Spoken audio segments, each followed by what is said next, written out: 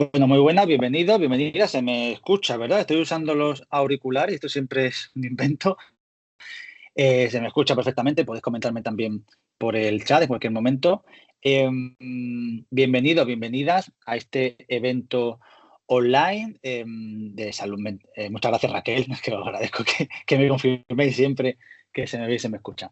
Este evento online sobre salud mental en el siglo XXI, cambios, retos y progreso. Sabéis que contamos con una persona muy especial, un docente de mucho prestigio, que es Eduardo Fonseca. Ahora lo presento.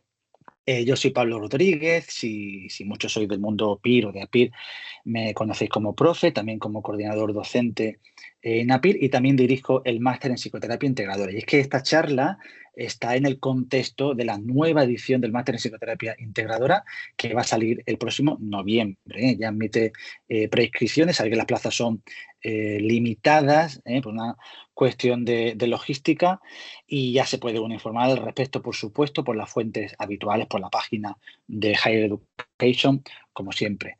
Aparte, deciros que sé que muchos de vosotros sois del mundo PIR o REPIR, mejor dicho, es decir, alumnos que se están pensando todavía si se matriculan o no para intentar un tercer año el examen PIR, lo que en la academia llamamos REPIR. Bueno, pues que sepáis que existe el REPIR Plus, que es un formato que desde ya, por supuesto, podéis, si lo estáis pensando, podéis matricularos, que pagando un plus, como su nombre indica, podéis hacer también a la matriculación de este máster. Lo digo porque muchos me decís cuando estáis estudiando, bueno, es que yo de dedicarme solo al PIR me da cosa, ¿no? Es como que me da mucho vértigo solo dedicarme al PIR. Bueno, pues sepáis que además de estudiar el PIR podéis sacar adelante este máster, que me vais a hacer la pregunta obligada, ¿no? Oye, ¿me puedo sacar un máster al mismo tiempo que me saco el PIR? Hombre, evidentemente, si se organiza uno bien el tiempo y con adecuados tutores, se puede, y además es un máster, luego hablaremos de él, que es totalmente online y está pensado precisamente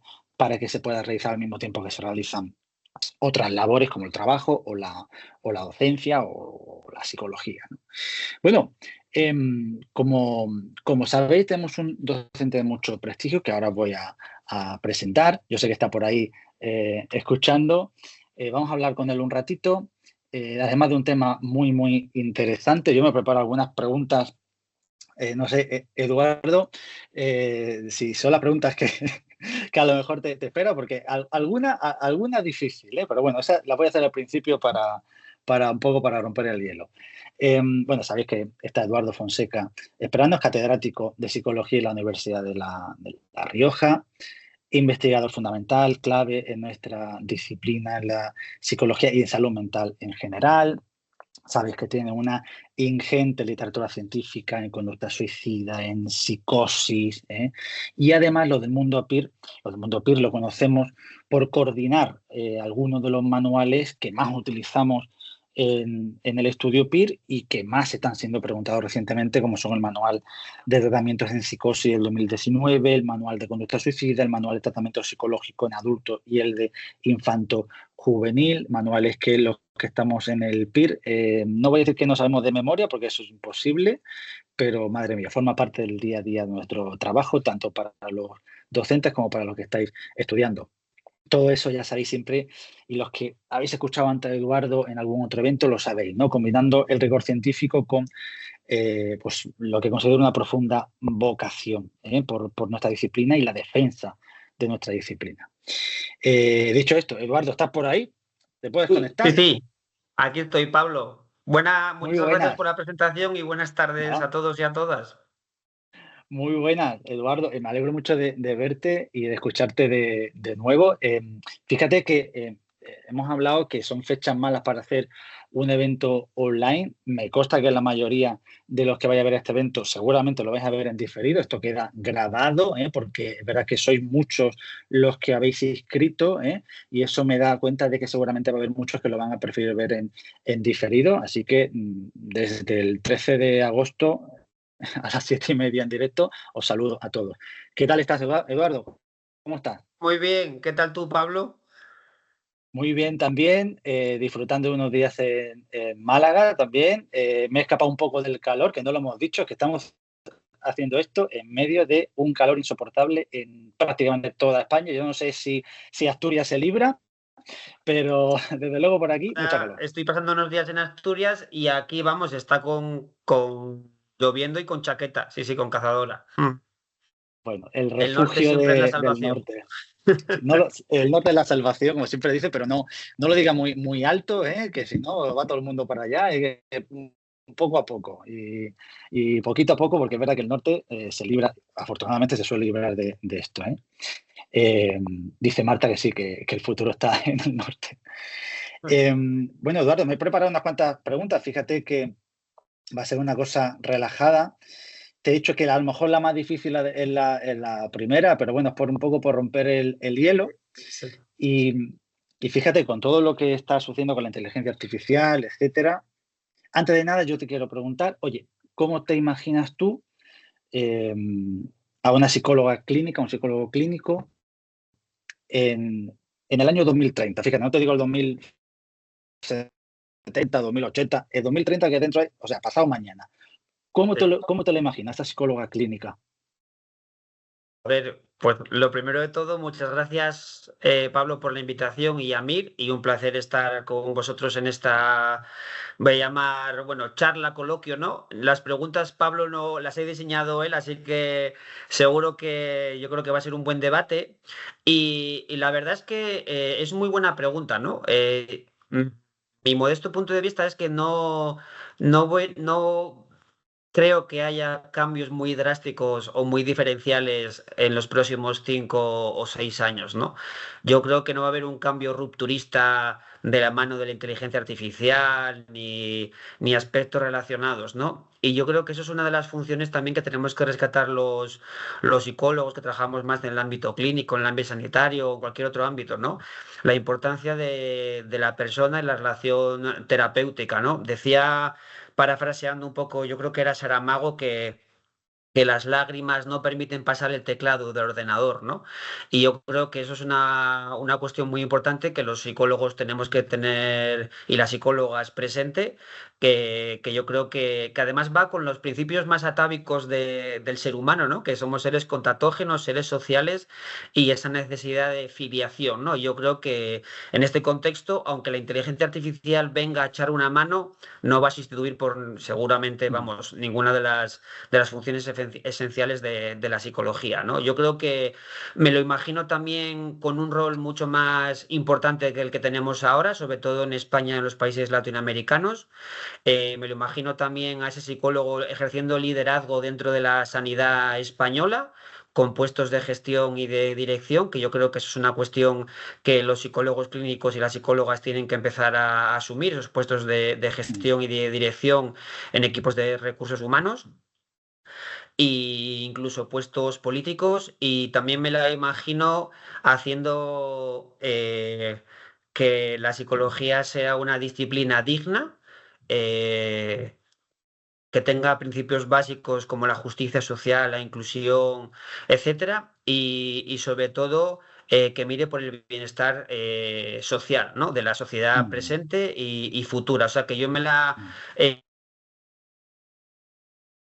y sobre todo con una disciplina, digamos, que vaya adquiriendo esa madurez, pero sobre todo que responda a las demandas de la sociedad, y también una psicología clínica que a veces esté más presente en otros sectores, ¿no? Pues en atención primaria, más en el ámbito empresarial si queréis también, y sobre todo con mucho más peso dentro del ámbito sanitario español, ¿no? Eso es un poco la psicología clínica que yo me imagino dentro de 5 años, ¿no? Por lo tanto, mucho más comprometida, basada en la evidencia científica, con esos principios básicos de justicia social y sobre todo haciendo actuaciones y actividades fundamentadas y cimentadas en la evidencia científica y apoyándose de las herramientas que vayan surgiendo, como por ejemplo la inteligencia artificial, pero reconociendo su papel esencial y liderazgo en la sociedad del siglo XXI, ¿no? Eso es un breve resumen, ¿eh? Podría decir mucho más, pero para acabar un poco la guinda, yo diría que hay una psicología mucho más humanizadora, que tiene más presente a la persona y no tanto a los cerebros, ¿no? Yo creo que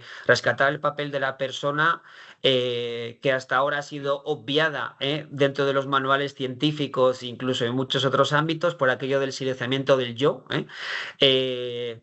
ya sabes que suelo preguntar mucho cuando hacemos estas conferencias, ¿no? De si alguna vez han visto dibujadas personas en los manuales de psicología clínica, ¿no? Y yo creo que dentro de esa idea de de la inclusión y de la justicia social y de la igualdad, pues yo creo que rescatar una versión mucho más humanizadora, humanizada, basada en el cuidado y apoyo mutuo, pues yo creo que eso es un poco lo que a mí me gustaría que fuera la Mm, psicología clínica dentro de 5 años, ¿no? mm. Sí, importantísimo lo que has dicho, ¿no? Porque es verdad que la inteligencia artificial está ahí, que algunos, tomando el café con los compañeros, a lo mejor en el centro de salud mental, luego hacemos un par de preguntas, Raquel. Luego os dejo un espacio para que hagáis un par de preguntas. Sí, sí, que es importante. Como te digo, comentando con los compañeros, a veces pensamos, oye, ¿llegará la inteligencia artificial a cumplir un papel importante hoy o a quitarnos el puesto o los pacientes preferirán la IA? Y es cierto que pensamos que no, por lo que has dicho, ¿no? Los pacientes siguen necesitando ese contacto humano, donde yo creo que está gran parte de lo que hacemos en terapia y de la mejoría en terapia. Muchos pacientes prefieren siempre el presencial y evitan la terapia online. Más te lo dicen, no, es que yo contacto presencial con mi psicólogo o mi psicóloga, no quiero nada de online, ¿no? Yo creo que esto es importante y dar cuenta de que efectivamente, pues quizá nuestra profesión puede ser algo menos, algo más inmune a esto de la IA, pero vamos, que la utilizamos, vamos, yo reconozco que la utilizo en el día a día, una herramienta súper poderosa, ¿eh? Sí, sí, sí, Em, sí. Has hablado de un cambio significativo también en salud mental, en lo que viene. Es verdad que cada vez vemos más personas que solicitan atención en salud mental. Ha cambiado mucho los últimos 5, 10 años, especialmente a partir de la pandemia. ¿Cuál crees tú que ha sido el antes y después? ¿Qué factores relacionas tú con el hecho de que ahora hay tanta demanda de las personas, de los ciudadanos, para acceder a la salud mental? ¿Qué está sucediendo? A ver, yo creo que, claro, las personas que nos están escuchando, la pregunta que acabas de hacer daría para, yo creo que para un máster, ¿no? O sea que, pero sí que, a mí sí que, yo creo que otra de las funciones que tiene el psicólogo clínico que comentábamos antes va justo hilado con la pregunta que tú acabas de hacer, que es excepcional, ¿no? Que la psicología eh, eh, tiene que estar también vigilante. Y esto es muy importante porque no todo sirve, ¿no? Ni todo el mundo tiene que ser tratada por un psicólogo clínico, ¿no? Y yo creo que el pseudocientifismo asociado a la psicología o el psicologicismo o la inundación de términos psicológicos en la sociedad del siglo XXI o la psicopatologización de la vida cotidiana, también yo creo que es eso uno de los excesos que los psicólogos clínicos deberían también tener presente o al menos reflexionar, ¿no? ¿Por qué? Porque a veces hay un discurso de que cada vez hace falta más psicólogos, y yo estoy de acuerdo que hace falta mucho más psicólogos clínicos, por lo menos para acercarnos a la ratio europea o si queréis mundial, ¿no? Que yo entiendo que eso es necesario para dar una atención psicológica pública, accesible, de calidad y oportuna, es decir, en el momento oportuno cuando tiene que ser, pero también hay que cuidar con los excesos, ¿no? Porque puede ser un arma de doble filo, ¿no? La continua, digamos, psicopatologización de la vida cotidiana pues hace, digamos, que al final, unido al consumismo, unido a los valores, si quieres, de la sociedad del siglo XXI, sobre todo en Occidente, ¿no? Que tiene que ver con esa narcisismo, esa cosmética de la felicidad, esa falta de tolerancia del malestar o de entender que el sufrimiento forma parte o es consustancial de la vida, que eso daría para hablar largo y tendido. Yo Mm. creo que eso es una de las funciones también muy importantes de la psicología clínica, ¿no? Que tan importante es intervenir cuando hay que intervenir y no intervenir cuando no hay que intervenir. No vaya a ser que la intervención cause efectos negativos o prejuicios que si no hubiésemos hecho nada no hubiese pasado, ¿no? Entonces, yo entiendo que la psicología tiene una labor muy importante de esa vigilancia, de intentar entender que no todo tiene que ser explicado en términos psicológicos, ni todo tiene que ser una psicopatologización de la vida cotidiana, porque al final lo que está ocurriendo es que todo el mundo demanda una atención psicológica. Y por la ley de Parkinson, que es una ley bastante conocida, es que si hiciera falta psicólogos, siempre haría falta más psicólogos, ¿no? Entonces no habría un límite superior, siempre haría falta, pues, psicólogos para atender los problemas consustanciales de la vida, ¿no? Y yo creo que aquí la psicología tiene una función muy importante de no hacer digamos, una sociedad que esté continuamente psicologizando, psicopatologizando todos los malestares que son consustanciales al ser humano, ¿no? Y yo creo que ahí es una función muy importante también de los psicólogos clínicos, ¿no? Y aquí podría entroncar con cómo cada vez hay términos que mucho más la cultura psicológica, ¿no? Mucho más presentes, ¿no? Pues, por ejemplo, el nacimiento de nuevas etiquetas diagnósticas. Ahora, por ejemplo, se quiere introducir en el DSM-6 la crisis de conducta suicida, es decir, que lo que quieren introducir es un fenómeno que no es psicopatológico, que sea psicopatológico, o que ya no se diagnostique el trastorno psicótico, sino que haya un síndrome de riesgo de psicosis y otro amplio conjunto de fenómenos, ¿no? Entonces yo creo que hemos pasado de hablar con la boca pequeña, asociado a estigma y a tabú entre bambalinas y en penumbras de la psicología y la psicopatología, etcétera, a ese elefante, digamos que lo de la metáfora del elefante en la habitación que nadie nombraba, a el otro, al extremo contrario, donde todo, digamos, todo el mundo habla del elefante en la habitación, ¿no? Entonces yo creo que rescatando los clásicos, todo en su justa medida, ¿no? Los extremos son malos y entonces la psicología tiene una función y es verdad que cuanto más se carga de psicopatología la sociedad cotidiana,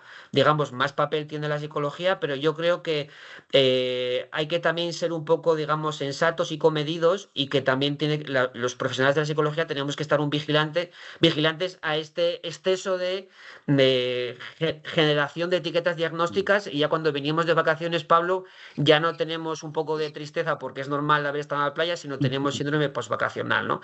Y ahora sabes que hay una corriente muy importante de cómo el estar continuamente observando cómo estoy a nivel de salud mental, de estrés o de felicidad asociado al narcisismo, al consumismo, etcétera. Eso, digamos, es un arma de doble filo porque en la medida en la que yo etiqueto más mis emociones desde un punto de vista más psicológico, más estoy pendiente mirando el ombligo de esas emociones y por lo tanto Se ha más, quedado digamos, congelado. hay un Vale. sobrediagnóstico, ¿no? Eso es un poco la visión, por ser breve, porque daría para hablar largo y tendido, ¿no? Aquí, Sí. si queréis No, leer no. un librito muy guapo, Marino Pérez tiene un librito que se llama La sociedad vulnerable, ¿no?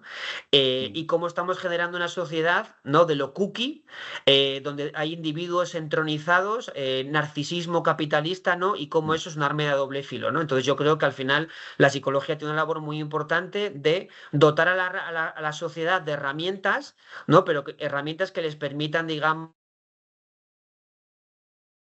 y que merezcan la pena ser vividas, ¿no? Y eso entronca con habilidades que se darán en el máster, ¿no? Pues todo lo que tiene que ver con la regulación emocional, los factores diagnósticos y un largo etcétera, ¿no? Eh, Creo que se me está quedando colgado a mí la conexión. Si veis que me quedo congelado, me lo decís en cualquier momento, ¿eh? Es que creo que todo bien, pero bueno, creo que alguna vez me he quedado congelado.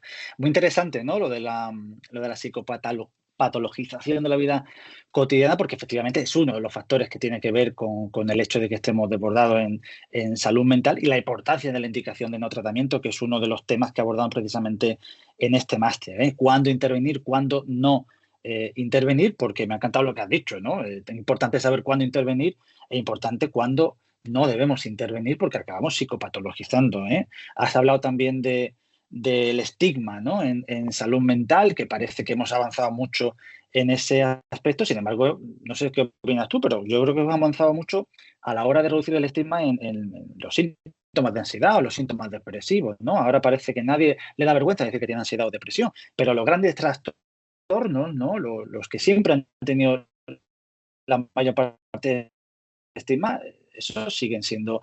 Nadie se autodiagnostica de esquizofrenia o se autodiagnostica de trastorno narcisista o de trastorno histriónico de la personalidad. Sin embargo, es verdad que para la depresión o ansiedad parece que sí que hemos vencido eso, pero para otros trastornos sigue existiendo el mismo estigma de siempre. A ver, yo aquí sí que es verdad que la sociedad cada vez está más abierta a hablar de la salud mental en general. Opino lo mismo que tú, de más o menos de los denominados problemas comunes, ¿no? Problemas psicológicos comunes. Pero también a mí me gustaría, yo creo que la psicología va a avanzar en la medida en la que también se mira a sí misma con una mirada crítica, que no negativa, pero sí crítica constructiva, ¿no? Y también a veces el propio estigma está mantenido por los propios profesionales del ámbito sanitario. Yo suelo percibir a veces mucho estigma, ya no entre la población general, sino entre los propios profesionales, ¿no? Entonces yo creo que también aquí obviamente la educación, ¿no? la formación, la información, la sensibilización y la concienciación es una herramienta muy poderosa que tenemos, ¿no? Pero no solo para la población en general, sino yo me atrevería a decir incluso para los profesionales de la salud mental y del sistema sanitario, ¿no? Porque a veces sí que veo que hay unos clichés, unos prejuicios que se mantienen incluso entre las personas, digamos, formadas en el ámbito, voy a denominar sanitario, ¿no? Y esto también tiene cierto sentido porque un médico, un enfermero, pues igual tiene una o dos asignaturas que tienen que ver con la salud mental, ¿no? Entonces yo creo que hay que seguir trabajando no solo en la concienciación de la, digamos, de la sociedad en general, con cautela. Por eso de los excesos de continuamente de poner términos psicológicos o etiquetar cuestiones, sino también los propios profesionales deberíamos hacer una labor también de mejorar también nuestros propios prejuicios acerca de la salud mental, que los tenemos, ¿no? Yo mismo me pongo a veces como ejemplo que cuando doy una charla de conducta suicida en casa, normalmente no lo digo para que no lo escuchen mis hijas, es decir, que yo mismo participo de ese rol, ¿no? Entonces yo creo que en la medida en la que tú reconoces que hay esos prejuicios, ese estigma y ese tabú, es lo que te hace poder modificarlo y cambiarlo, ¿no? Tanto en la población general como en los medios de comunicación, que es una parte muy importante, como en el sistema político, legislativo, como en los profesionales, ¿no? Sí, los psicólogos no, obviamente, ¿no? Pero sí, pues digamos, las personas que están en el ámbito sanitario, ¿no?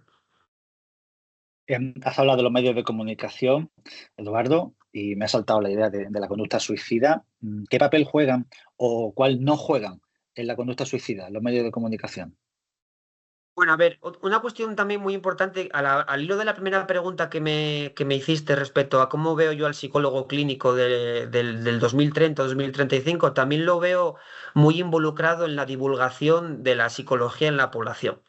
No puede ser que los principales manuales que tengamos es la persona vitamina, como un elefante en Alaska, y esto es verdad, y esto no es, hay un nicho que no está cubriendo la psicología clínica científica. Y eso es también una lectura que hay que hacer. Si no lo cubrimos nosotros, y no solo digo digamos, en los medios de comunicación escritos, sino también en las redes sociales, que es verdad que cada vez va surgiendo más, ¿no? Pero yo también entiendo que el psicólogo clínico del 2030 también tiene una labor muy importante de la divulgación de ese conocimiento científico a la sociedad, para que no sean todo, pues, plantas, bueno, o un WhatsApp que me mandaron hoy, ¿no? De cómo controlar la energía espiritual, ¿no? Etcétera. Entonces yo creo que ahí también tenemos una labor muy importante. Y los medios de comunicación son un aliado.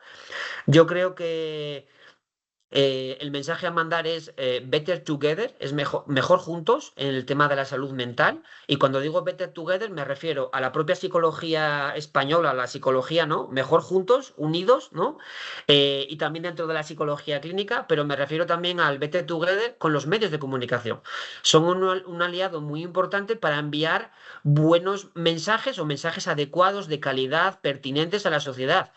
¿Por qué? Porque si no están formados, pues obviamente pueden errar a la hora de mandar ese Mm, mensaje, ¿no? Entonces, mm, yo creo que una labor muy importante es precisamente esta, ¿no? Y en la conducta suicida se ve muy claro, pues cuando la gente pregunta por el efecto Werther o el efecto contagio, ¿no? Que es si difundir una noticia de un suicidio en los medios de comunicación puede hacer que aumente la probabilidad de que eso ocurra, ¿no? Y si se asocia sensacionalismo a un acto heroico, se ponen fotos del lugar donde ha sido, está demostrado científicamente que podría aumentar la probabilidad de que haya más casos de conducta suicida, sobre todo en grupos vulnerables que suelen ser jóvenes. Y esto mm. está, pues, con 13 razones, con la serie está 13 razones, etcétera. Pero a mí también me gusta poner el acento en otro efecto que la gente no suele conocer, que es el efecto papageno, ¿no? Que Mm, como cuando tú ves que otro ayuda a otra persona que es una situación crítica, eso aumenta las probabilidades de que tú ayudes en futuras ocasiones, ¿no?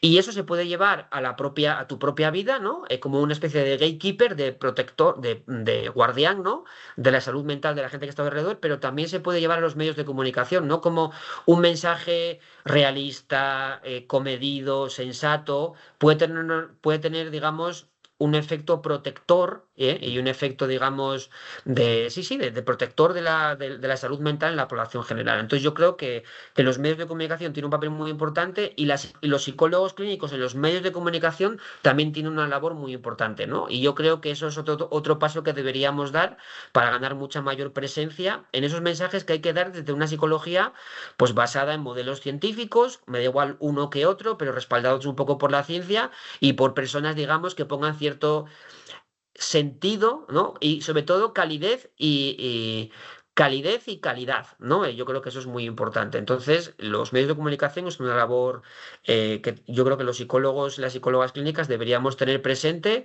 desde el punto de vista de la divulgación, etcétera, ¿no? Eduardo, ¿qué indicadores de riesgo para la conducta suicida se pasan por alto en la sociedad, en las familias? Ya no te digo solo en el ámbito clínico, sino en las familias. Bueno, a ver, acabas de hacer una pregunta muy interesante, ¿no? Nosotros, claro, trabajamos en el tema de la conducta suicida, ¿no? Pero me gustaría hacer una reflexión que vale para toda la psicología en general, ¿no? Primero, que nos hemos centrado mucho en el ombligo de los factores de riesgo y hemos dejado a la mano de Dios los factores protectores. Tenemos que saber que los factores de riesgo no son mecanismos causales, sino que son variables asociadas con un incremento de la probabilidad de emitir una conducta, en este caso la conducta suicida, pero me valdría también para la psicosis, para el trastorno límite de la personalidad, etcétera, ¿no? Y lo que estamos viendo es que sistemáticamente los factores de riesgo son muy poco predictores del comportamiento futuro, ¿no? Y esto es una perogrullada, si quieres decirlo así. Primero, porque hemos estado buscando factores de riesgo que son estáticos, que son grupales, y lo que tenemos que es rescatar esos factores, si quieres, de riesgo, esas variables causales, en la persona concreta con nombres y apellidos, ¿no? Y por otro lado, el focalizarnos en ese modelo más curativo de la discapacidad, de los factores de riesgo, hemos olvidado el otro lado de la moneda, que son los factores protectores, ¿no? Entonces, cuando solemos, yo creo que aparece en el máster de psicoterapia integradora, aparece, ¿no? Ponemos una diapositiva que es un punto negro, ¿no? Y le preguntamos a los alumnos, bueno, ¿qué ves en esta imagen, ¿no? Y todo el mundo te dice, un punto negro, ¿no? Y realmente un psicólogo clínico debería prestar atención, obviamente, al punto negro, pero lo que hay en esa imagen es es más blanco que negro, ¿no? Y con esto lo digo porque hay que prestar atención no solo a los factores de riesgo, sino a los factores protectores, ¿no? Y esto ha sido largamente olvidado en el campo de la psicología clínica y de la psicopatología, ¿no? De hecho, a día de hoy, los principales metaanálisis que hay, tanto en conducta suicida, como en psicosis, como en salud mental en general, hay muy pocos factores protectores demostrados científicamente, ¿no? Entonces yo creo que esto entroncaría con otra visión, que es una visión más focalizada en la persona, en el empoderamiento, en sus fortalezas, ¿no? Entonces pasamos de un modelo más basado en la discapacidad a un modelo más basado en la capacidad, ¿no? Pero un poco lo que quería comentar aquí es que yo creo que habría que rotar no tanto hacia factores de riesgo y factores protectores, que sería interesante, sino más hacia comprender las razones por las que una persona tiene o no determinado sufrimiento, ¿no? Y yo creo que eso sería un cambio de visión, no tanto las causas ni los factores de riesgo de protección, sino comprender las razones de por cuál una persona está sufriendo, ¿no? Y eso habla de las personas con nombres y apellidos. Y entonces entronca con una visión donde, digamos, hay múltiples, hay tantas, digamos, razones por las que unas personas se puede suicidar como personas hay en el mundo. ¿No? Y esto, digamos, rescata esa visión ideográfica de la importancia de comprender las razones, no tanto las causas de los factores de riesgo ni protección, y entender que la conducta humana no es una supuesta alteración cerebral o un supuestos chispazos cerebrales erráticos, o como leía el otro día. ¿Cómo era esta expresión? Yo creo que era el cingulado triste, ¿no? Y yo creo que la psicología tiene que, digamos, rotar hacia una comprensión que ponga más cabeza y menos cerebro y entender que el comportamiento humano no es una supuesta disfunción, avería intrapsíquica o alteración del córtex prefrontal dorsolateral, sino que son formas más o menos adaptativas de responder a los problemas o a las dificultades de la vida, ¿no? Y yo creo que esta visión es muy importante que la tengamos presente desde los diferentes modelos, porque al final todos los modelos dentro de esta visión integradora, de una forma u otra, intentan comprender las razones por las cuales una persona acaba teniendo un determinado sufrimiento, otro, o pasando el tiempo, ¿no? Entonces aquí hablamos de si es mejor entender por ejemplo, la esquizofrenia o la conducta suicida, ¿no? Eh, como disfunción o como estrategia, como si fuera una disfunción, una supuesta avería intrapsíquica que cual médico tengo que operar y extirpar, o entender el comportamiento humano de esa persona en su contexto biográfico y social, y entender que son formas de responder más o menos adaptativas a las vicisitudes de la vida, ¿no? Entonces yo creo que tu pregunta me permite troncar un poco por ir más allá de los factores de riesgo, que suelen ser grupales, estáticos, ir hacia modelos mucho más dinámicos, ideográficos, rescatar la idea de los factores protectores, que es muy importante, pues por ejemplo, el sentimiento de apoyo percibido, el sentimiento de pertenencia al centro, o a la ciudad, o al barrio. Esa idea de sentirme querido por un otro significativo es un factor protector potentísimo, o los hábitos de sueño, etcétera. Y sobre todo, la importancia de ir más allá de esas supuestas causas cerebrales, intentar buscar razones y entender el comportamiento humano como una forma de responder más o menos adaptativa a los problemas de esa persona en su contexto y su biografía. Has hablado del sentimiento comunitario, de sentirse parte de algo, de una comunidad, de un grupo, de una familia, de un barrio. Me ha encantado que menciones lo del barrio. El otro día fui a ver a mis padres, obviamente, y donde yo jugaba siempre al fútbol de pequeño, si había suerte con un balón, pues si no, con una lata o lo que hubiera, pues veo que han puesto un cartel enorme que pone prohibido jugar a la pelota, ¿no? Prohibido jugar a la pelota. Bueno, estas cosas, claro, y entronco un poco con lo que estás diciendo, ¿no? Yo creo que evidentemente estamos en un momento muy concreto de la historia, estamos mejor comunicados que nunca, pero yo no sé si nos comunicamos peor que nunca, ¿no? Es algo extraño, ¿no? Porque Sí, sí, puedes sí, ser es con alguien que está en Australia, pero ajá.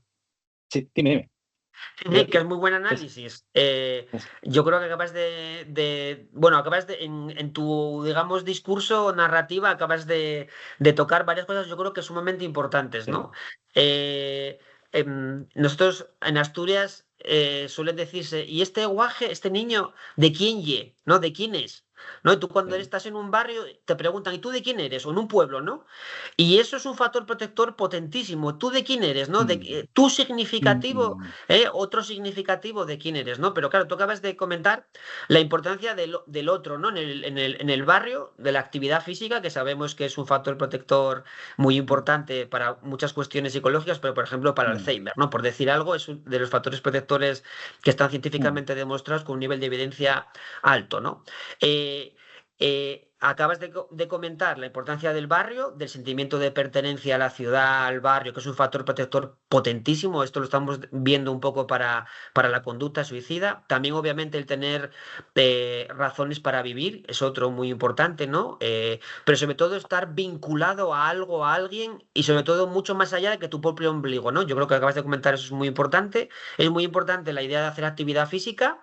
Yo creo que movimiento es vida. En el sentido de que la actividad física, el ejercicio, yo creo que es una variable muy importante y no hace falta estar continuamente preguntándome si cada nanosegundo, si estoy siendo feliz mientras hago la actividad física, simplemente disfrutarla. Si tú, Pablo y yo vamos al monte a caminar, no podemos estar cada segundo. Pablo, eres feliz, eres contento. Entonces yo creo que es muy importante resituar la vida en el horizonte y sobre todo en un horizonte que sea una actividad que vaya más allá que tu propio ombligo de uno mismo. Y acabas de comentar otro aspecto muy, muy importante que es lo de la comunicación, ¿no? Eh, y yo creo que eso es otro factor muy importante que acabas de tocar ahí la tecla de que no deja de ser curioso que en un mundo hiperconectado cada vez nos sentimos más solos. ¿no? Y esto también es un análisis muy interesante, muy importante, que un autor nos llama los individuos flotantes, ¿no? Porque no tenemos, estamos continuamente, somos líquidos, no estamos arraigados a nada, estamos en ciudades donde no somos nada, somos farolas con otros que nos pasan y si fallecemos en la calle nadie nos viene a salvar, etcétera. Pero lo que quiero un poco comentar al hilo de lo de la hiperconexión o estar conectado continuamente es que no deja de ser curioso que las redes sociales se crearon para estar más conectados y no deja de ser curioso que estamos juntos pero solos. Y cuanto más conectado estoy, más solo me siento. Y yo creo que esto es un análisis muy, muy interesante, ¿no? La idea que Marino llama la muchedumbre solitaria, ¿no? Estamos juntos pero solos, ¿no? Y no deja de ser curioso que eso va contra el principio, digamos, lo básico del ser humano que yo no quiero que se pierda, ¿no? Que a veces divagamos acerca de las neuronas espejo, pero no hay que perder de vista que si hubiera que decir dos cosas es que el ser humano es ser eminentemente social, emocional y cognitivo, ¿no? Y yo creo que esto es importante para no perder de vista la importancia de que no deja de ser curioso que las redes sociales cada vez que estamos conectados nos sentimos más solos y no dejamos de estar solos pero juntos. Es decir, que yo puedo estar conectado con millones de personas pero estar solo aquí en mi casa, ¿no? Y son una de esas que daría para otra charla, ¿no? De las contrariedades del siglo XXI, ¿no? De cómo algo que no se hizo para estar conectado nos hace sentir más solos, ¿no? Aparte de, obviamente, de los efectos deleterios o negativos que puede tener sobre la salud mental en un subconjunto de la población, ¿no? Por aquello de demonizar las redes sociales o las tecnologías de la información, ¿no? Yo creo que tienen una función, pues hay gente que las utiliza para reírse, otros para socializar, etcétera, ¿no? Y que obviamente tienen una labor muy importante en determinadas cuestiones, como acabo de ver en esa pregunta, ¿no? ¿Veis? Si hay una cuestión de pandemia, obviamente, pues ahí yo creo que tienen una visión muy positiva, ¿no? Pero sacados, digamos, del apagón o de la pandemia, yo creo que de la pandemia, ¿eh? Porque el apagón también lo que demostró es que la gente salía a la calle digamos, a charlar y a tomarse su cerveza, etcétera, ¿no? Y es que al final no dejamos de funcionar con ese cerebro, digamos, protorreptiliano, ¿no? Básico, y esa necesidad atávica, ¿no? Pues de relacionarnos con los demás y de sentirnos valorados y apoyados por el otro significativo, ¿no? O sea que yo creo que a tu comentario, la importancia de la actividad física, la importancia de estar en relación con otro, la importancia del barrio, del sentimiento de pertenencia, yo pertenezco a, ¿no? Y ese sentimiento de apoyo social percibido, de hacer actividades que vayan más allá de uno mismo y la importancia, sobre todo, que yo creo que es muy importante, de que la psicología tiene una función relevante a la hora de dotar a los jóvenes y a las personas mayores de herramientas para que hagan un uso que no un abuso de las tecnologías de la información y de las redes sociales, ¿no? Yo animo a los que nos están viendo y a los que nos vean en diferido que piensen si son capaces de saber el nombre de todos sus vecinos. No los vecinos de todo el bloque, sino de los vecinos que están en la planta, que a lo mejor sois 3, 4, 5 puertas, las que sean, ¿no? ¿Sabríais cómo se llaman vuestros vecinos? Hombre, si lleváis 2 días viviendo ahí, no, pero si lleváis ya un tiempo viviendo, ¿sabéis cómo se llaman vuestros vecinos? Que esto es una pregunta que yo hago algunas veces, ¿no? Porque es que hay veces que no sabemos ni cómo se llaman nuestros vecinos, ¿no? Ya ni digo esto de dejar la puerta abierta para que entrara la niña de la vecina y para que venga a pedir sal, ¿no? Y donde el sentimiento comunitario de comunidad, pues lo era todo, ¿no? Y esas señoras que se bajaban y se siguen bajando en los pueblos a la fresca, ¿no? A comentar qué tal el día o cómo se encuentran o a no decir nada, pero estar los unos con los otros, ¿no? En ese momento de la tarde, que efectivamente, pues bueno, pues ahora nos comunicamos de otra manera, que da para una charla aparte, obviamente, pero que hay muchos que pensamos que esto tiene mucho que ver en ese aumento del malestar, ¿no? Yo me quedo con eso de tenemos la mejor comunicación de la historia, pero nos sentimos cada vez más solos, efectivamente. Y es que, ¿de qué sirve mandar un mensaje instantáneo a Australia si yo no puedo tener aquí ahora a alguien con quien hablar de lo que me pasa y de cómo me encuentro, de cómo me siento, ¿no?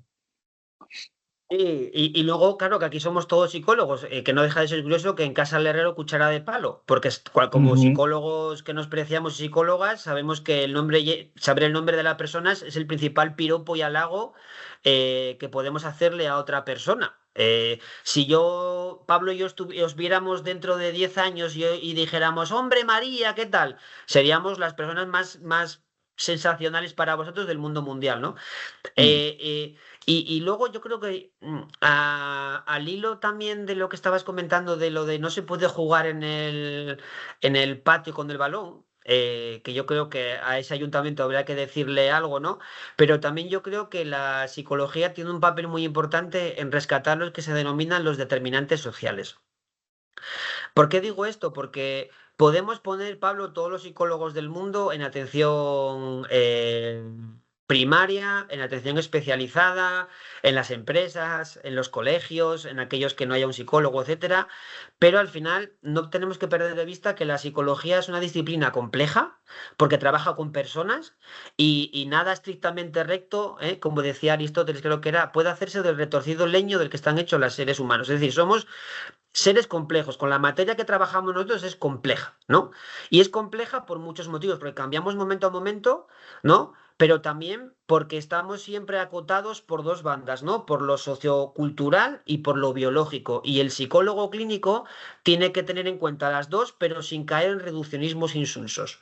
Y esto involucra reconocer que el psicólogo clínico es bueno en lo que es en el comportamiento humano entendido de forma global y si queréis comprensiva, sin ponerme de un modelo u otro, tiene que reconocer que los parámetros biológicos influyen, cómo no va a influir el cerebro en el comportamiento humano, pero eso no quiere decir que haya que reducirlo al cerebro y también cómo no va a influir la cultura, el contexto biográfico, cultural de la persona con la que estamos trabajando. Tú y yo sabemos que muchas de las personas que llegan a consulta son por problemas adaptativos. Pues si no está desempleado o tiene un problema familiar o no le llega el dinero a fin de mes, entonces también esto entronca con intentar rescatar, aunque sea un poco, los determinantes sociales. Y aquí, al hilo que tú comentabas de jugar en el patio, es que, claro, hacer un entorno que promueva ese contacto y que promueva hacer actividad física, eso impacta, lo queramos o no, en la salud mental de las personas. Es una inversión de futuro. Yo siempre pongo el ejemplo sin caer en ser sociólogos, ni tampoco en biólogos, ¿entendéis? ¿No? En esa banda donde nos movemos los psicólogos y las psicólogas, ¿no? Pero ¿cómo no va a influir el desempleo y la calidad de vida, la vivienda, etcétera, en la salud mental de las personas? ¿No? Los psicólogos clínicos, los que trabajáis ahí a pie de obra, veis muchos problemas de ajuste adaptativos que tienen que ver con estas cuestiones. Entonces, también eso es una cuestión que hay que tenerlo en cuenta e intentar rescatar un poco la importancia de los determinantes sociales. De la mano también, obviamente, si queréis, de los parámetros biológicos, etcétera, me da igual, pero yo creo que es una perogrullada decir que si el barrio es un barrio donde se puede jugar a fútbol, donde es luminoso, donde la estructura del barrio acoge, etcétera, pues eso favorece el bienestar psicológico ¿no? Y Claro. ayuda a que haya ese contacto entre las personas, etcétera, ¿no? Entonces yo creo que eso también hay que rescatarlo. Y aquí a veces lo digo con cierto miedo, porque como venimos de un modelo mainstream donde lo más importante es la serotonina y etcétera, entonces yo creo que pendularmente también hay que tener en cuenta un poco los parámetros sociales, ¿no? Dentro de ese modelo realmente no bio, sino biopsicosocial. Entonces yo creo que también eso es una labor que hay que poner encima de la mesa la importancia de no solo el parámetro psicológico y biológico, sino también el social, ¿no? Ya entrarían otras disciplinas, pero obviamente somos plenamente conscientes que cómo no va a influir eh, el contexto sociocultural en la conducta humana influye, solo que es como ese pez, ¿no? Que vivía en el agua y solo se daba cuenta que estaba en el agua cuando salía fuera del agua, ¿no? Estamos embedidos en ese contexto que no reparamos en ello, pero la psicología precisamente tiene que reparar en ese contexto social, en el contexto obviamente biográfico y biológico, pero siempre poniendo el acento en la P de persona con nombres y apellidos, más allá de los ningunos o algunos, ¿no? Yo creo que eso es muy importante por rescatar esa idea de la humanización, etcétera, ¿no? Qué importante. Esto sé que se me está cortando, pero voy a intentar hacer preguntas cortas. ¿Tú me escuchas, no, Eduardo? Sí, te escucho perfectamente, Pablo, Vale, sí, sí. pues vale, es que te quiero preguntar por psicosis, si sigo contigo hasta mañana, literalmente. finalmente, pero bueno, en algún momento tendremos que, bueno, ir poniendo el final, pero bueno, todavía queda un poquito de tiempo. Es que te quiero preguntar por psicosis, porque sé que muchos de los que están viendo también en esta charla han estudiado psicosis, tu manual de psicosis también, también el libro de Belloc, Sandin y Ramos, donde se habla mucho de las dimensiones psicóticas. Mi pregunta va más para la práctica clínica, Eduardo. Yo como psicólogo, y sí, seguro que hay psicólogos que nos están viendo y que trabajan actualmente con pacientes, ¿qué señales tempranas de psicosis se me pueden pasar en consulta cuando estoy con un chico o una chica joven? A ver, es muy buena pregunta, ¿no? Una cuestión que no vamos a hablar, que yo creo que también es muy importante, es rotar hacia un modelo más basado en la prevención que en la curación, ¿no? Eso de forma general, antes hablábamos un poco del futuro del psicólogo, la psicóloga clínica en el 2030, entonces es un modelo que cada vez tiene que ir rotando hacia un modelo más basado no tanto en la curación, sino en la prevención, ¿no? Y quiero también ponerlo en contexto porque, claro, es que hace 40 años yo ahora que estoy en Asturias, relativamente cerca de aquí de mi casa, estaba la Calellada, ¿no? Que era un manicomio. Y lo pongo en contexto porque quiero que también se vea la evolución de la psicología española en 30 o 40 años, ¿no?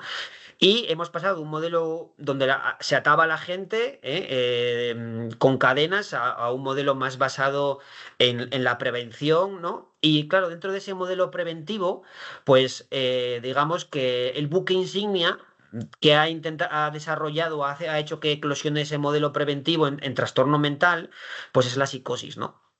Y entonces la pregunta es, ¿cuáles son, digamos, esas señales de riesgo o esos, digamos, signos y síntomas que podrían estar, digamos, anticipando que podría tener cierto riesgo de un trastorno, un episodio psicótico breve o un trastorno psicótico, esquizofreniforme? Bueno, no voy a entrar ahí, ¿no? Pero voy a llamar un trastorno psicótico, ¿no? Entonces, claro, ahí entroncamos, digamos, en lo que se denomina la arquitectura del fenotipo psicótico, ¿no? Sabemos que el principal factor de riesgo de tener un primer episodio psicótico es haber experimentado previamente síntomas subclínicos psicóticos. Esto es muy importante, Ujú, ¿eh? Entonces, ¿qué se entiende por síntomas psicóticos subclínicos, no? Pues lo que se entiende es ciertas experiencias que no llegan a la frontera clínica, pero que generan cierto malestar, necesidad de búsqueda de ayuda y digamos que la intensidad es moderada, ¿no? Y eso es lo que se conoce como los estados mentales de alto riesgo, que puede ser más de tipo de suspicacia, de ideación paranoide, de experiencias pseudoalucinatorias, de ideación referencial, ¿no? Y sobre todo, un aspecto muy importante que a veces digamos, no se comenta, pero es que también son los denominados, voy a llamarlo, anedonia rasgo, ¿no? Digamos como falta para experimentar placer tanto a nivel físico como a nivel social, se ujú. considera que también es uno de los principales factores de riesgo. Entonces, resumiendo, habría que tener en cuenta si primero se dan esos signos o síntomas psicóticos atenuados a nivel de ideación referencial, ideación paranoide, alucinación. Dentro de esos síntomas psicóticos atenuados siempre se refieren a la dimensión positiva, pero yo quiero incluir aquí también la dimensión negativa, en concreto lo que se denomina la anedonia, la falta para experimentar placer o la incapacidad para experimentar placer tanto a nivel físico y a nivel social. Eso, digamos, sería más dentro de lo que sería el espectro psicótico, ¿no? Y habría que ver con qué frecuencia, con qué intensidad, con qué malestar y con qué grado de convicción y en función de eso se estaríamos hablando de un mayor o menor riesgo. Y luego otro conjunto de fenómenos que estarían un poco asociados a estos que serían como más del tipo psicótico, pues que estaría todo lo que tiene que ver con esa disregulación emocional, ¿no? Con todo Mm. lo que tiene que ver con, digamos, cambios del estado afectivo, la habilidad afectiva, irascibilidad, síntomas, digamos, ansioso-depresivos difusos. Yo creo que ahí, digamos, entre estos, digamos, síntomas más de corte emocional, ansioso-depresivo, de un tipo difuso, unido a estos, digamos, síntomas psicóticos más de tipo positivo y más de tipo negativo, y tener en cuenta también otros factores asociados como puede ser el consumo de sustancias, etc, etc, etc.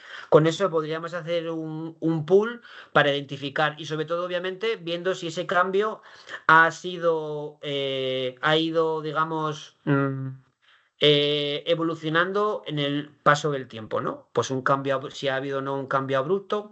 Y luego el matiz donde, digamos, está todo es si en esa, digamos, signos de riesgo se ve lo que se denomina una alteración del yo, ¿no? Porque a veces puede haber síntomas psicóticos que son como ruido difuso, pues por cierto malestar emocional o por cierta tensión o por cierto impacto ambiental, pero cuando se ve que hay una alteración del yo con el mundo, del yo con su propio cuerpo, del yo con el tiempo, eso quiere decir que ya puede haber un problema psicopatológico subyacente mucho más grave, ¿no? Por lo tanto, un conjunto de síntomas emocionales difusos, de ansiosos depresivos, etcétera, un conjunto más de fenotipo psicótico, positivo, negativo, considerando que la anedonia es muy importante, y un conjunto más de aspectos, si quieres, más de consumo de sustancias, historia previa, acoso, abuso sexual, traumas, etc, etc, etc.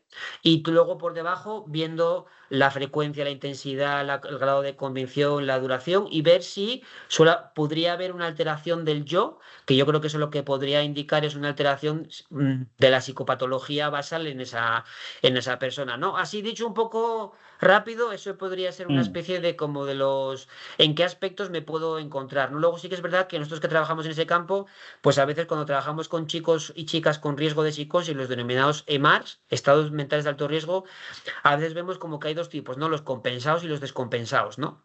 Entonces, gente, digamos, que esa forma de ser, digamos, es como más estructural, entonces, bueno, pues suelen llegar, digamos, con algunos peinados diferentes, ropas muy coloridas, etc, etc, etc, y otros que llegan mucho más desajustados, más desaliñados, etc, etc, etc. Entonces, también ahí habría que ver un poco y ponderar cada uno de estos, digamos, perfiles que solemos encontrar nosotros cuando trabajamos con chicos de estados mentales de alto riesgo, ¿no? Yo creo que eso podría ser un poco como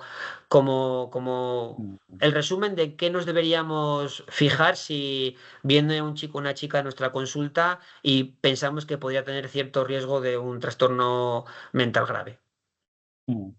Sí, está cambiando muchas cosas en el abordaje de la psicosis, en la propia conceptualización de la psicosis, afortunadamente, creo que es ahora más psicológica, o quiero pensarlo, también esto depende ya no solo del país, depende de la ciudad, a veces depende incluso del contexto hospitalario en el que se mueva uno, o sea, esto, fijaos lo complejo que es muchas veces, ¿no? ¿Hacia dónde crees, Eduardo, y con esto vamos a ir terminando, hacia dónde crees que va el abordaje y el tratamiento de la psicosis? Te escuchando en alguna entrevista decir que, oye, yo creo que el tratamiento de elección para la psicosis en el futuro será el psicológico, apoyado no por lo farmacológico. No sé si te manejas más o menos ahí, ¿hacia dónde crees tú que vamos? A ver, en España hace falta todavía mucho trabajo, ¿no? Yo creo que debería haber grupos que trabajen sobre terapias psicológicas en el campo de la psicosis. Eh, yo creo que hay un conjunto de personas que funcionan bien bajo el tratamiento farmacológico y el psicológico. El tratamiento de elección es la terapia cognitivo-conductual. También yo entiendo que hay un conjunto o un subconjunto de personas con un episodio psicótico breve que funcionan mejor con una terapia psicológica, que podría ser el tratamiento de elección. Yo creo que hay que seguir trabajando en otras formas de terapia, más allá de la terapia cognitivo-conductual para la psicosis, pues está la terapia metacognitiva, está la terapia de mentalización, está ACT, y yo creo que hay que seguir trabajando en esa línea, sobre todo demostrando que la psicología o el tratamiento psicológico es el tratamiento de elección. Yo suelo comentar también que el tratamiento psicológico ya me da igual que sea desde un punto de vista preventivo o de intervención o ya digamos en las fases más avanzadas, es lo que se utiliza. ¿Funciona o no el tratamiento farmacológico? Podría poner, pues, por ejemplo, tratamiento neurocognitivo en rehabilitación, ¿no?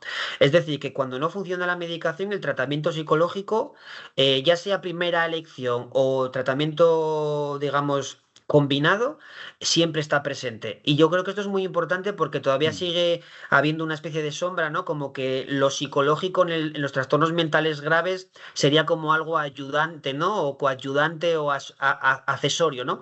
Y cualquiera que ha trabajado en el sistema clínico sabe que antes, durante y después el tratamiento psicológico siempre es una elección, ¿no? Apoyado o no con el tratamiento farmacológico, ¿no? Y yo creo que esto es muy importante, romper esa frontera que tardará tiempo porque el entorno clínico todavía es, digamos, pues se fundamenta en un modelo muy biomédico, pero yo creo que poco a poco hay que rescatar esa visión psicológica tan importante dentro de la psicosis, ¿no? Y entonces un poco mi planteamiento es que hay que seguir poniendo como tratamiento de elección y que la gente sea consciente de que el tratamiento de elección es el tratamiento psicológico, con o no tratamiento farmacológico, dependiendo del caso, la persona, etcétera.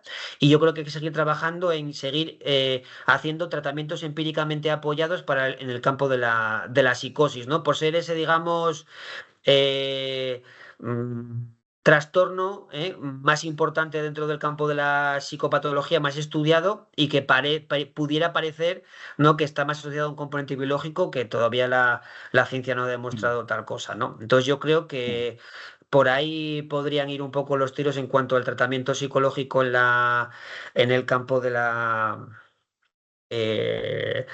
psicosis, ¿no? Bueno, se sigue buscando el gen de la esquizofrenia, como sabes, que no se ha dado con él por lo que sea, pero sí que la investigación es abrumadora con respecto al hecho de que los pacientes con psicosis es muy probable que hayan vivido situaciones de estrés abrumador y traumático en momentos muy tempranos de su vida, que si hay que buscar un gen de la esquizofrenia, yo creo que tiene más que ver con las experiencias tempranas que con lo biológico. Pero bueno, esto efectivamente, España Sí, sí. tiene todavía mucho que avanzar en esto. Bueno, y nosotros sí que estamos haciendo cositas, ¿no? Pues hemos aplicado la terapia metacognitiva de habilidades sociales a pacientes con psicosis. Bueno, hemos intentado, y también en su día introdujimos el paquete integrado multimodal de a Alemania cuando empecé yo a investigar en el campo de la psicosis. Hemos intentado ir incorporando tratamientos psicológicos al campo de la psicosis, pero que estén sobre todo validados para el contexto español, ¿no? Y claro, tú al final Ujú. comentas una cuestión muy importante que yo creo que es de perogrullo. Cualquiera que haya trabajado con pacientes que alucinan, las voces siempre tienen un eco a su madre, a su padre, a un vecino, a un abuelo, a un tío, ¿no? Si cuando analizas bien el contenido de las voces, y esto entronca con algo que yo recomiendo a los futuros psicólogos clínicos, ¿no? Que leer, que es el marco de amenaza, poder y significado, ¿no? De la Asociación Británica de Psicología Clínica. Ujú. Y ahí Lucy Johnston habla del problema del todo, ¿no? Dice que todo causa todo el mundo ha experimentado de todo y todos sufren de todo, ¿no? Y yo creo que eso es muy importante, al hilo que acabas de comentar tú, de que las experiencias traumáticas están en la base de muchos problemas psicológicos y sobre todo psicológicos graves, ¿no? Y aquí entronco con algo aquello del descafeinado de la psicología, ¿no? Que ahora parece que todo el mundo ha experimentado traumas, ¿no? Y a mí me gusta hablar de traumas con T mayúscula y traumas con T minúscula, ¿no? Porque ahora parece que todo el mundo habla de traumas, ¿no? Y cualquiera que ha trabajado en la clínica sabe que hay traumas y traumas, ¿no? Entonces ahora mismo parece que todo el mundo ha experimentado un trauma y no, ¿eh? Cualquiera que haya trabajado con un abuso sexual, etc., etc., eso se sabe que tiene un impacto. Y estáis preguntando por ahí lo que acabo de comentar, se le conoce como el problema del todo en salud mental, ¿no? Que es que todo causa todo, sería el primer punto, todo el mundo ha experimentado todo, sería el segundo, y todos sufren todo, que sería el tercero, ¿no? De todo causa todo es lo que acaba de comentar Pablo, que hay un conjunto de experiencias traumáticas, impactos ambientales, llamarlo como queráis, bueno, que están en la base de un conjunto de problemas psicológicos. ¿M? Luego, todo el mundo ha experimentado todo, bueno, pues que al final, bueno, pues que todo el mundo, bueno, pues ha sufrido alguna adversidad en su vida y todos sufren todo, pues se refiere un poco a la importancia de la comorbilidad, ¿no? Que el DSM cuando dibuja categorías estancas, estáticas, eso en la vida real no es tal cual, ¿eh? Entonces, bueno, ¿no? Pues que y personas, cuando todos sufren todo, no solo se refiere a la idea de comunidad, sino cómo también van evolucionando sus trastornos, ¿no? Pues empieza con un TOC, evoluciona hacia una esquizofrenia, etc, etc, ¿no? Entonces yo creo que lo que acaba de comentar Pablo es muy importante, ¿no? Porque al final las raíces de esos posibles problemas están en la historia biográfica, en el contexto social de la persona, ¿no? Ya sea un impacto ambiental, una situación de trauma, acoso, bullying, ruptura sentimental, consumo de cannabis, me da igual el contexto en el que. Pero también, Pablo, es importante por ese concepto de que ahora parece que todo el mundo ha tenido algo, ¿no? Y no. Yo creo que hay que diferenciar entre trauma con T mayúscula y trauma con T minúscula, ¿no? Sí, otro de los términos que se ha terminado por introducir en el vocabulario popular y claro, efectivamente hay que diferenciar, ¿no? Lo que es un trauma con T mayúscula y con minúscula. Vamos a ir terminando, que sé que estáis preguntando cositas, vamos a emitir 2 o 3 preguntitas que pueda responder brevemente Eduardo y con esto terminamos su intervención, si os parece. Preguntó Raquel hace un rato si podría potenciar la IA, podría potenciar la dependencia tecnológica, la asociación o la distorsión de la Se te realidad. cortó, ¿Ves, Eduardo, con la pregunta? se te cortó un poco, pero Ay, me pregunta, me sí, refiero a... Sí. a la inteligencia artificial se la pudiera potenciar.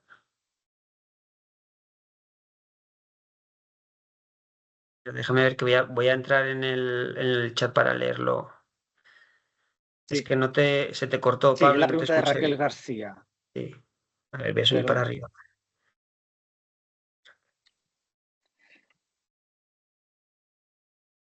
Ah, claro, es muy buena pregunta esta, Raquel.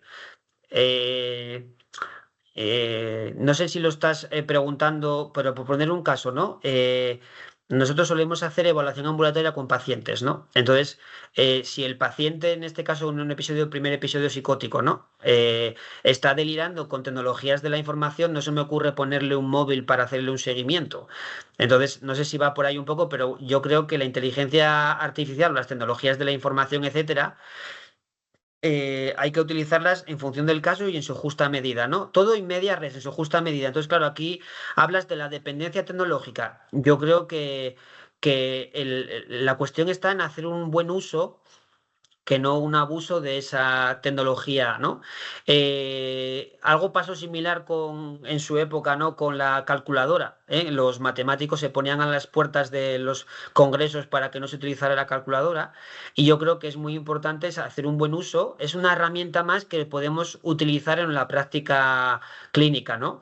Y yo creo que en algunos casos sí que podría dar lugar a hacer un buen uso, es decir, que permita mejorar tu diagnóstico, incluso la intervención, el tratamiento en el contexto clínico y yo creo que en muchos casos va a generar obviamente dependencia tecnológica e incluso en algunos casos generará distorsión de la realidad. Sí, sí, habrá un momento en el que habrá un salto muy importante entre la realidad tangible y la realidad virtual y la inteligencia artificial, ¿no?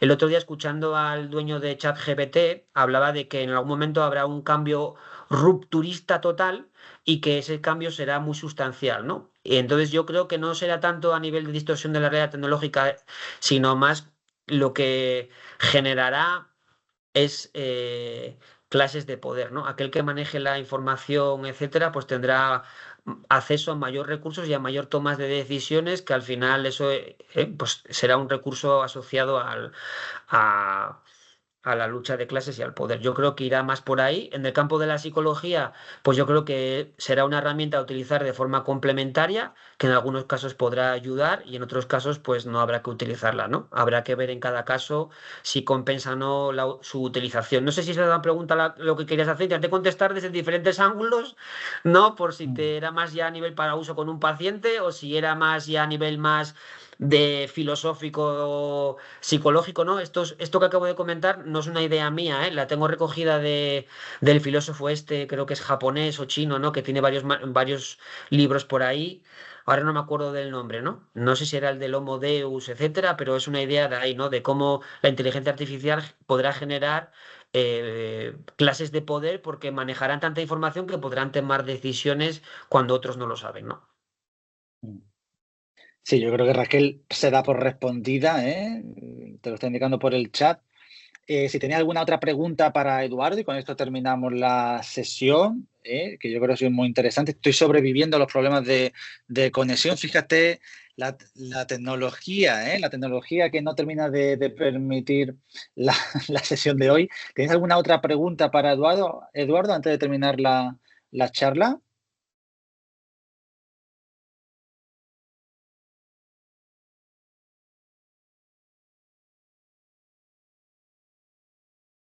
Bueno, si Y no, si no, Pablo, ya saben que vamos, estamos a su entera disposición, eso es. que es un placer estar aquí con vosotros, es un placer colaborar con Amir en su precioso máster de psicoterapia integradora, que yo creo que es, pues eso, muy vanguardista y actual. Y como tiene nuestro contacto, pues si tienen cualquier duda, eso de las 3 de la mañana porque no pueden dormir o tienen pesadillas, pues nos pueden escribir un email que contestaremos más que encantados.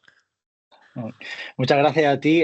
Ahora me voy a quedar con ellos para hablar un poquito del máster, 5 minutitos. Muchas gracias a ti, como siempre, Eduardo, de verdad. Siempre me da la misma sensación, que podríamos estar, vamos, hasta mañana hablando, enlazando un tema con otro. Creo que estamos de acuerdo en la mayor parte de las cosas que hemos expuesto. La verdad, nos entendemos muy bien, porque además son aspectos muy de la psicología clínica y hablamos de esto, ya te digo, en los descansos de trabajo y en los cafés, porque está muy en boca de los psicólogos clínicos. Como te digo, Eduardo, muchísimas gracias. Disfruta muchísimo estos días a 20 grados menos que, que en Madrid y en el resto de España. Espero verte pronto, también te digo. Igualmente, un placer, Pablo, y muchas gracias tanto a ti por la invitación y por tus excelentes preguntas, que eres muy buen psicólogo clínico, ¿eh? Y sobre todo a Amir, y un placer estar con vosotros esta tarde. Muchas gracias a todos por conectaros y por lo menos, bueno, esperamos que haya sido de provecho, ¿no? Y como decía el otro, pues que hayan iluminado ideas complejas en vuestra mente, ¿no? Así que si fue de provecho, pues genial. Y nada, pues te entera a disposición y muchas gracias, Pablo, por estas charlas que son siempre un placer, ¿no? Igualmente, Eduardo, nos vemos pronto. Un abrazo fuerte. Un Cuídate abrazo. mucho. Igualmente. Chao. Yo me voy a quedar con minutos. Termina de comentar los docentes que participan en nuestro máster en psicoterapia integradora, algunos de ellos los conocéis, con su próxima edición en noviembre del 2025. Acordaros que si alguno todavía está pensando en matricularse del PIR y está en su tercer año de estudio, pagando un plus, su propio nombre lo indica, en psicoterapia integradora como novedad este año. Te digo, tenemos más docentes, ¿no? El máster en psicoterapia integradora ha sido en un momento muy concreto. Hemos hablado con Eduardo, con este incremento siempre psicológica y psiquiátrica, tanto en la pública como en la privada, porque estamos desbordados no solo en la pública, también en la psicología privada vemos que hay muchas, incluso necesitamos cada vez más actuaciones más precisas, más fundadas y más individualizadas, ¿no?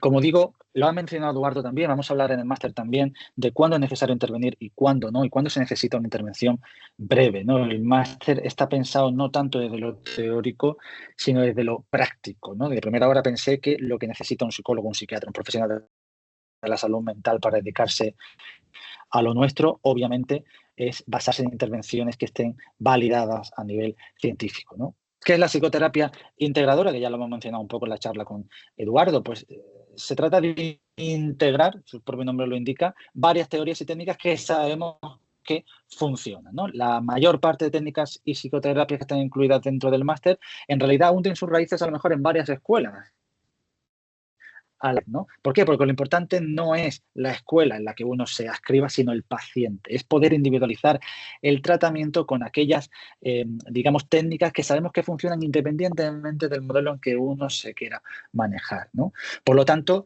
buscamos la eficacia y vamos a buscar las técnicas específicas para cada tipo de problemática. Son intervenciones muy, muy, muy flexibles y si vemos que una orientación en la terapia no funciona, pues la reorientamos. Eso es lo bueno de la psicoterapia integradora y al fin y al cabo yo decidí hacer este máster porque muchos de los psicólogos que trabajamos en la sanidad públicas somos integradores. A lo mejor no nos definimos como integradores, pero claro que somos integradores porque sabemos un poquito de cada, o un muchito de cada una de las escuelas en nuestra profesión, y al final sabemos que a cada paciente le viene bien quizás una intervención u otra, dependiendo de la problemática, dependiendo incluso de la idiosincrasia del propio paciente, ¿no? Por eso digo que eh, es más importante saber qué necesita ese paciente que el hecho de que yo me sienta de la escuela contextual o de la escuela conductual o de la escuela psicoanalítica, la que sea, ¿no? Bueno, algunos de los profesores que participan en este máster, yo soy el director, coordinador y tutor, soy la persona de referencia, dirijo una de las clases, lo hemos mencionado en la charla con Eduardo Fonseca, la indicación de no tratamiento, cuándo es necesario intervenir y cuándo es necesario no intervenir. El propio Eduardo participa en el primero de los módulos porque queríamos contar con él. Él dijo que sí enseguida cuando le propusimos la idea, precisamente porque es una persona de referencia por digamos, el respaldo científico de cada una de sus publicaciones en la literatura científica, y una de las introducciones al módulo la hace Eduardo Fonseca, ¿no? Juanjo Macías, muchos de vosotros a lo mejor también le conocéis porque es uno de los fundadores del famoso Psicoflix, que si no escucháis Psicoflix, no sé qué estáis haciendo, no sé si sois psicólogo y psicóloga, de verdad hay que escuchar más Psicoflix. Ya sabéis que es psicólogo experto en terapias contextuales y tuvo la revisión con Kohlenberg y Say, es de la Universidad de Málaga y tiene un máster en salud mental y práctica clínica. Abel Gago, muchos de vosotros lo conocéis también, es profesora del mundo APIR y AMIR y tiene un máster en psicoterapia sistémica para la parte, ya os digo, máster sobre la intervención domiciliaria con pacientes con trastorno mental grave, es decir, una intervención fuera del ámbito clínico. Jorge Osma es la persona de referencia en España para el protocolo unificado de Barlow, es especialista en el protocolo de Barlow y, por supuesto, tiene que intervenir en nuestro máster para hablarnos de este abordaje tras diagnóstico, como sabéis, en el que no es tan importante el diagnóstico, la etiqueta de la persona, sino el hecho de encontrar características comunes en cada uno de nuestros pacientes, por tanto, intervenciones que puedan ser también comunes a un amplio rango de ellos, ¿no? Es profesor en la Universidad de Zaragoza. Karen Slanger fue directora del Mental Research Institute de Palo Alto, es, digamos, el centro que viene en muchos libros de psicología, lo tuvimos en el PIR también, fue donde nació el concepto de doble vínculo, mensaje doble vincular, tan presente en la psicosis. Yo tuve el honor de rotar con ella durante la residencia, fui directora, como digo, del MRI, lo sigue siendo, aunque actualmente sus labores son más en el modelo online, ¿no? Tiene un montón de expertos y títulos online, y fue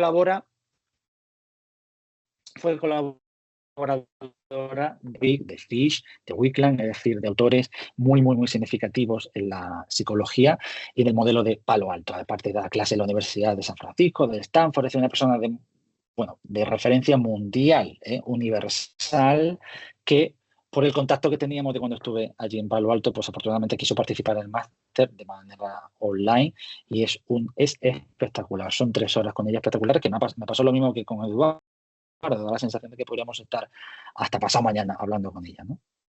El formato es totalmente online en el máster, son 60 créditos, está acreditado por la Universidad de Ávila y hay un año entero para realizar el máster, ¿no? Es súper flexible y se puede hacer, ya os digo, enteramente online. Estas son las clases, las asignaturas de cada uno de los son 5 abordaje del sufrimiento, porque veo muy necesario habilidades a veces que son básicas, que son simples, pero que con el día a día los psicólogos, psiquiatras, pues nos olvidamos o vamos cogiendo pequeños vicios en la intervención pues que se nos ha olvidado a lo mejor. Esas habilidades más básicas se aprenden al principio de la residencia y yo veía súper importante que si empezamos un máster, empecemos con habilidades que doy por hecho que deben tenerse en la intervención con personas, ¿no? La clase de Eduardo Fonseca es tratamientos eficaces para los trastornos mentales, el trabajo con las emociones, síntomas psiquiátricos inducidos por enfermedades médicas, y esto va dedicado especialmente a psiquiatras, pero también a psicólogos, ¿no? Porque para una disciplina necesitamos saber qué factores orgánicos y médicos que ver, y mucho, con la aparición de síntomas en salud mental. Lo mismo para la psicofarmacología, para psiquiatras y psicólogos. Muy necesario, los psicólogos también tienen que saber de psicofarmacología y saber por qué nuestros pacientes utilizan o toman unos fármacos y no otros. Y como digo, mi parte es la de indicación de no tratamiento, la despatologización de la vida cotidiana. Es un módulo, si os dais cuenta, muy introductorio, que es previo a todo lo que viene después. Módulo 2, apego y trauma, evolución, integración de modelos psicodinámicos. Sí, el modelo psicodinámico tiene mucho que decir en la integración de terapias, como sabéis, intervenciones como la terapia basada en la transferencia o la mentalización, hunden sus raíces en lo psicoanalítico con un enorme éxito y eficacia en el abordaje de trastornos gravísimos como el trastorno límite de la personalidad. En el módulo 3, terapia sistémico-familiar, intervención en contextos clínicos y no clínicos. Aquí interviene Belén Gago, nuestra compañera, para hablarnos de la psicoterapia integradora en la atención domiciliaria para adolescentes con trastorno mental grave, el asertivo comunitario en adolescentes, ¿no? Vamos a ver terapia de pareja, el abordaje sistémico familiar de los trastornos de la conducta alimentaria con Rafael Matas, el que fuera mi tutor durante la residencia PIR, ya jubilado, pero que quiso estar también en el máster, una persona de muchísimo prestigio en el abordaje de los TCA en Andalucía, en Málaga, muy reconocido, y en otras partes de España. Y el punto 5, ya os digo, esa clase a distancia que tuvimos con Karis Langer, con esa terapia breve centrada en soluciones, el modelo clásico de Palo Alto. En el módulo 4, la terapia dialéctico-conductual, la aceptación y compromiso, la analítico-funcional, que está partido en 2 bloques porque es enorme este bloque. Esto lo veis con los compañeros de Psicoflix, con Juanjo Macías, porque, ya os digo, era tan extenso que necesitamos partirlo en 2. Y un bloque de mindfulness también como intervención que al final va a ser transversal en gran parte de nuestras intervenciones. Y por último, el módulo 5, donde vais a ver aspectos clave del proceso psicoterapéutico con Félix Inchausti, otro autor fundamental, por ejemplo, en el PIR, con intervención de algunos de sus manuales, ya os digo, en preguntas PIR. Y Félix Inchausti también participa, luego lo veréis, en la supervisión de casos, que forma parte de este máster, ¿no? Perspectiva de género, importante estar formado en perspectiva de género como algo transversal a cualquier intervención en psicología o en salud mental. No estar formado en perspectiva de género nos hace peores psicólogos y peores psicólogas, ¿eh?